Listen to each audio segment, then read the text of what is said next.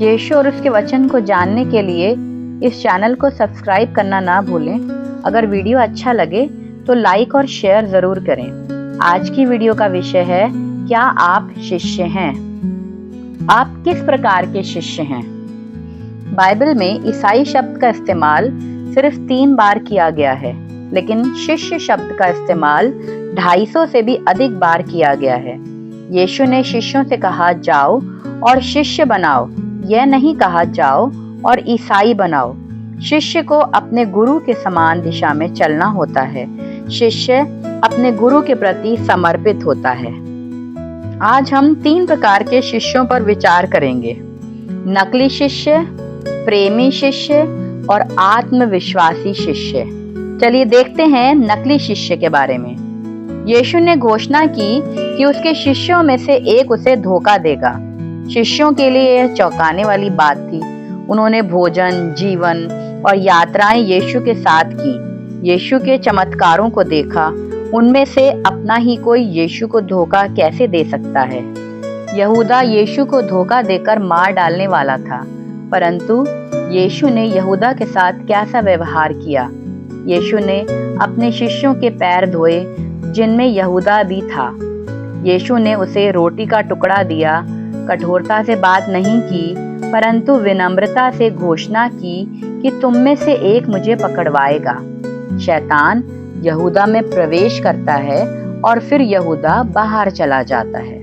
यहूदा ने शैतान को प्रवेश करने की अनुमति दी। यूहन्ना 13:27 बताता है, शैतान उसमें प्रवेश कर गया। हमें लगता है यहूदा के पास कोई चॉइस नहीं थी। वह तो केवल शैतान का साधन था। पर यीशु ने कहा, जो तुम करने जा रहे हो जल्दी करो।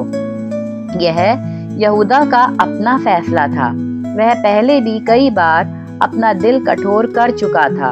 उसने पैसे की थैली से पैसे चुराए थे और अब भी पैसों के लिए यीशु को धोखा देने गया था। वह अपने कामों के लिए स्वयं जिम्मेदार था। मैंने कुछ लोगों को यह कहते सुना है कि उसके पास पाप ना करने की कोई चॉइस नहीं थी।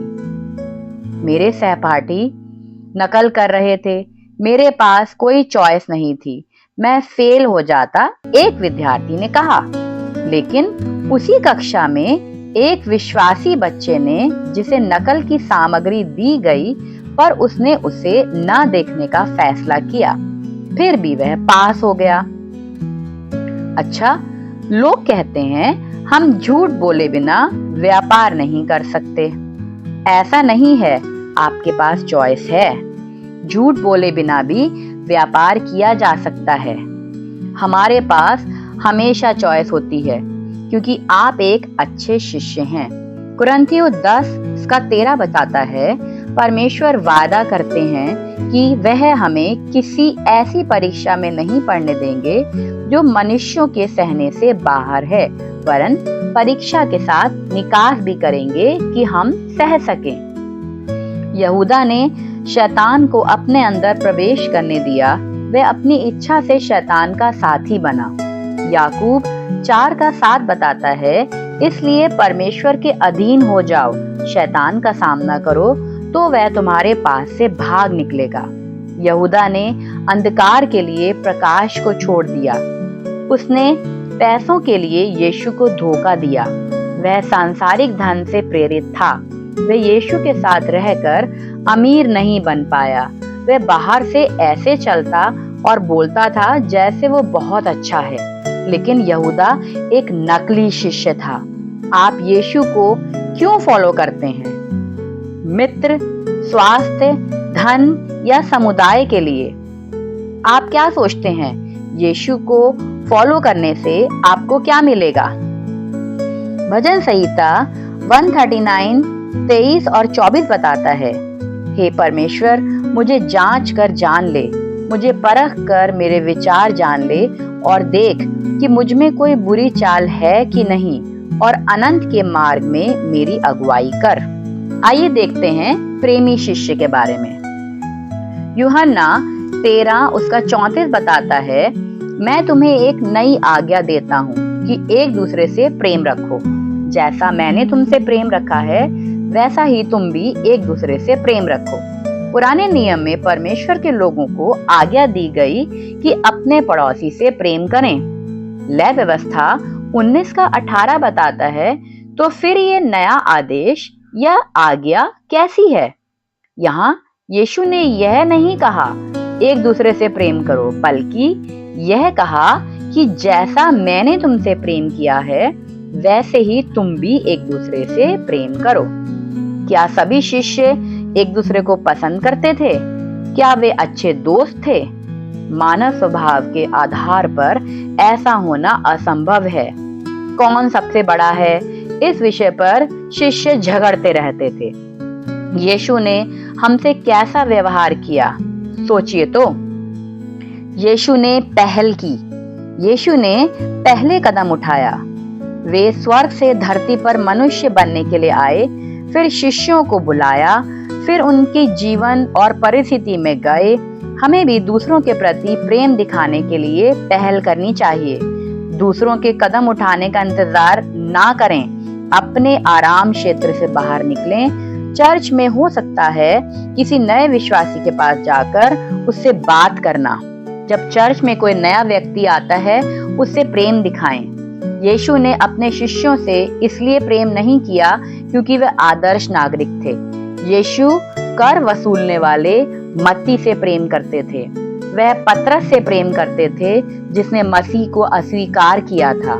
रोमियो 5 का 8 बताता है कि परमेश्वर ने हमारे लिए अपना प्रेम इस तरह दिखाया कि जब हम पापी ही थे तब मसीह हमारे लिए मरा। हमें दूसरों से वैसे ही प्यार करने को कहा है जैसे वे हैं। क्या कोई है जिसे प्यार करना आपके लिए मुश्किल है? यह आपका जीवन साथी हो सकता है, परिवार का सदस्य हो सकता है, मित्र या कोई भी हो सकता है। आप उनकी बुराई देखते हैं। यीशु ने केवल अच्छे लोगों से प्यार करना नहीं चुना, उसने सभी से प्यार किया। यदि आपको उसके समान प्रेम करना है तो आपको बुरे और कष्टदायक लोगों से भी प्रेम करना होगा, तभी आप प्रेमी शिष्य कहलाएंगे। यीशु ने अपने शिष्यों और हम सभी के प्रति सबसे बड़ा प्रेम क्रूस पर अपनी मृत्यु के माध्यम से दिखाया। हमें भी दूसरों की जरूरतों को अपनी जरूरतों से ऊपर रखना है। अपने दूसरों के लिए क्या त्याग किया है? पैसा, नींद, आराम, अवसर, क्या त्याग किया है आपने? अगर आप किसी के लिए कुछ भी नहीं त्याग रहे तो आप वैसा प्रेम नहीं कर रहे जैसा यीशु ने आपसे किया। यूहन्ना 13:35 बताता है, यदि एक दूसरे से प्रेम रखोगे तो इसी से सब जानेंगे कि तुम मेरे चेले हो। आइए देखते हैं आत्मविश्वासी शिष्य के बारे में। पतरस के इरादे नेक थे, वह यीशु को फॉलो करता था। समस्या उसके इरादों में नहीं बल्कि उसके आत्मविश्वास में थी। पतरस सोचता था वह सभी शिष्यों से ज्यादा धार्मिक है। उसने यीशु की बजाय खुद पर विश्वास किया। पतरस को यीशु से कहना चाहिए था, मैं बहुत कमजोर हूँ प्रभु, मैं अकेले आपके लिए खड़ा नहीं हो सकता, कृपया मेरी सहायता करें। पूरी बाइबल में कभी नहीं बताया गया हमें खुद पर या अपने क्षमता पर भरोसा रखना चाहिए। आइए अपने बारे में सोचें, हम कितनी बार अपने शरीर पर या अपने आप पर भरोसा करते हैं? हम सोचते हैं आज मैं अपने परिवार पर गुस्सा नहीं करूंगा, लेकिन फिर भी कर देते हैं।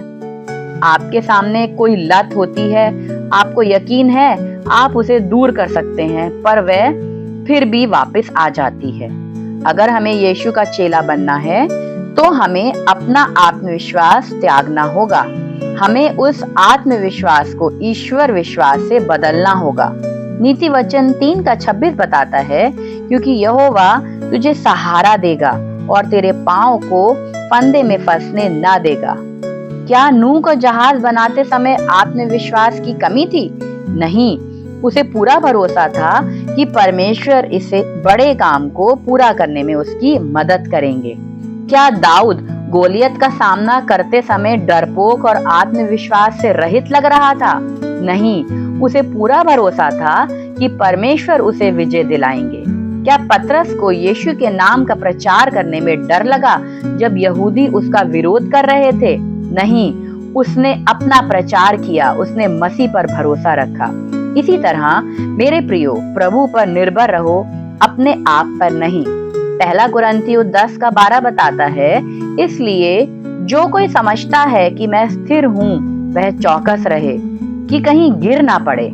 आज के अंश से हमने 3 प्रकार के शिष्यों के बारे में सीखा: नकली शिष्य, प्रेमी शिष्य और आत्मविश्वासी शिष्य।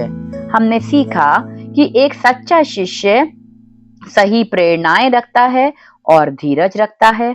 हमने वैसा ही प्रेम करना है जैसा यीशु ने हमसे किया। उस पर भरोसा करें, ना कि अपनी शक्ति पर। प्रभु आज के इस वीडियो से आपको आशीष दें। जय मसीह की सभी को।